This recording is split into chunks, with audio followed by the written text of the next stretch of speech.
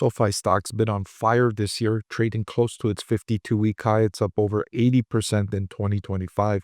Of course, I'm happy about that. I had the stock rated as a buy all the way up until it was up 85% year to date, and then I downgraded it to a hold. Now, investors are asking me, should they buy the stock before the company announces earnings? The company is scheduled to announce quarterly financial results on Tuesday, October 28th, and investors want to know if they should buy the stock before the company announces that big investor update. I'll answer that question in this video. I'll preview what investors should look for, and I'll share with you my proprietary fair value calculation for SoFi stock. I want to thank the Motley Fool for sponsoring this video. Visit fool.com/Parkev for the 10 best stocks to buy now.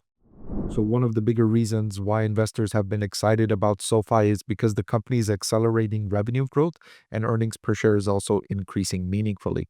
In the most recently completed quarter where they updated results, which was on July 29, 2025, the company's management team said that. They said we accelerated revenue growth to 44% year over year, I should say. That's the highest level in over 2 years, and that's driven by record high new members. Looking forward, we are focusing on innovating faster than ever before to serve more of our member needs and increasing their financial guidance for 2025.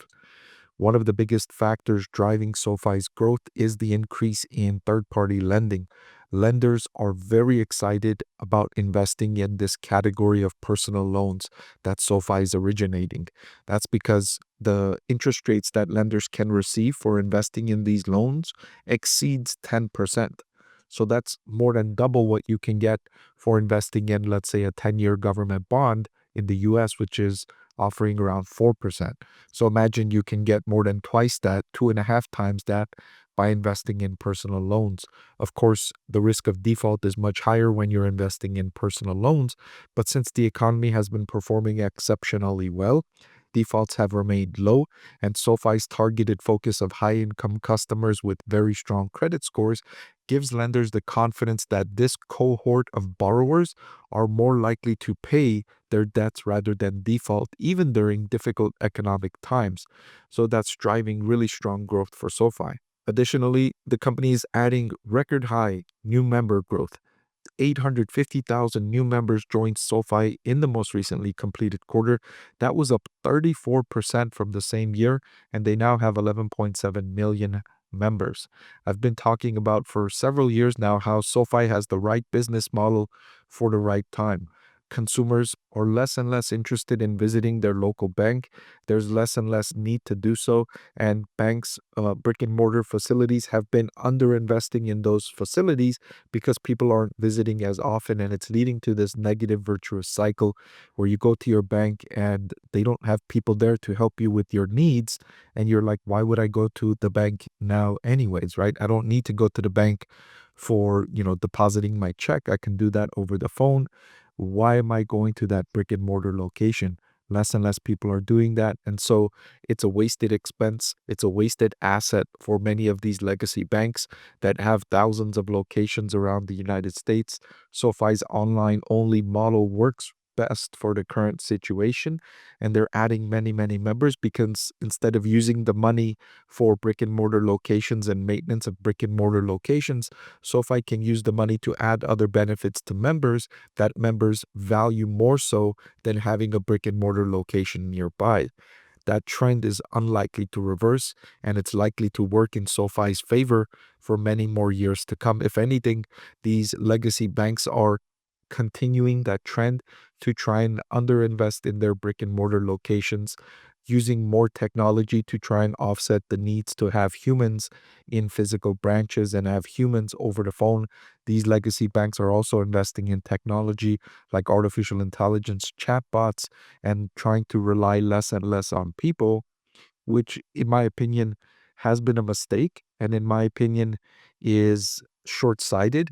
And that's one of the reasons why I think SoFi has succeeded so masterfully in recent years. So I highlighted that the third-party lending business is the business that's really driving strong growth for SoFi. They had strong performance from their loan platform business, which originated $2.4 billion in loans on behalf of third parties in the second quarter. That was up 57% from the first quarter. So just quarter over quarter, it's up over 57%. It's now running at an annualized pace of over $9.5 billion in originations.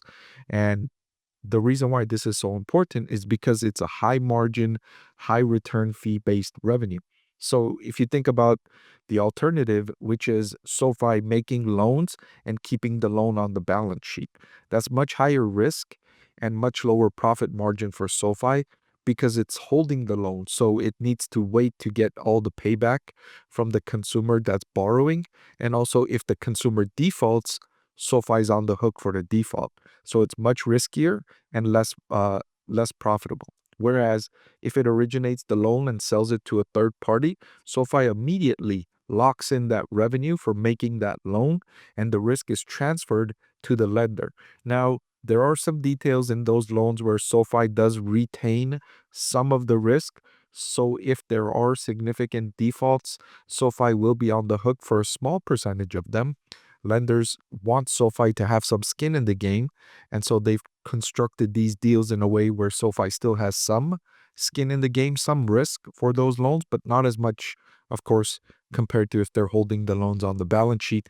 It also allows this business to scale more quickly because they don't run out of capital, right? If you're holding the loan on your balance sheet, let's say you're lending somebody $20,000 and they're paying you back over 5 years, it's going to take 5 years for you to recoup that $20,000. So in that time, you don't have that $20,000 to lend out. Whereas if you're originating loans for a third party, there is no limit to your capital. You're not using any of your capital. So as long as there's demand from third parties to purchase those loans, SoFi can just keep making those loans. It'll never run out of capital as long as the third party demand to purchase those loans is there.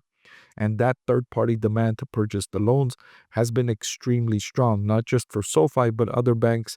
Another company I'm following in this category is Upstart, which is also reporting strong demand from third-party lenders to purchase these loans. There's strong appetite from lenders for this category because of the high returns on investment they're getting in return for these loans. So this is a category investors should look out for in the upcoming earnings release. You want to see strong growth here in this category. You want to see demand from third parties continued because this is a very volatile industry. In late 2022 and early 2023, this category almost completely dried up. Upstart is an example of that. You look back at what happened to Upstart when interest rates increased and lenders were fearful of a recession in the United States. This market almost completely dried up. Upstart, there was no appetite from third-party lenders to purchase any of these loans. So Upstart had to retain a lot of the loans on the balance sheet. And SoFi was not really in that business so aggressively back then, but Upstart was in this business and it saw demand completely dry up. That can happen again if the economy continues on this downward trajectory. Demand from third-party lenders will dry up because they won't want to make loans in an event where job losses are increasing and they're fearful of a recession because they're going to be afraid they're not going to get paid back. There's going to be a lot of default. So all that being said, should you buy ahead of the results? Well, let's look at valuation. This is my proprietary discounted cash flow model for SoFi. The intrinsic value per share I calculated is $19. Current market price is $28. So the price has soared by so much that it's far exceeded my intrinsic value calculation. This is the calculation that first identified for me that SoFi stock was undervalued starting 2025, which is why I rated SoFi stock as a buy starting 2025. As I mentioned, all the way until it was up 85%, and then I downgraded the stock to a hold because of these valuation concerns. So the stock looks overvalued to me at the current market price. Also, when I look at valuation on a forward price to earnings basis, SoFi is trading at a forward PE of 67, which is also near the highest it's been going all the way back to January of 24, which also signals the stock looks overvalued. So all this enthusiasm for SoFi stock has driven the valuation too high in my opinion. So if you're interested in buying SoFi stock before they announce earnings on Tuesday, October 28th, I would say it would be more prudent to wait until after earnings results, digest the information, and then make your purchase after seeing what the company reports. I'm okay with missing out on the upside here because I think there's much more downside following these earnings results than upside. So I would be waiting until after the earnings results. Hey everyone, I'm excited to announce that my book is finally available for sale. I've been working on it for more than a year now, so I'm really excited to finally share this with you now. It goes through my framework for evaluating stocks. Some of you often ask why I like this stock or why I like the other stock, and this framework provides you the things that I look at when I'm evaluating stocks. I've added the link in the description below.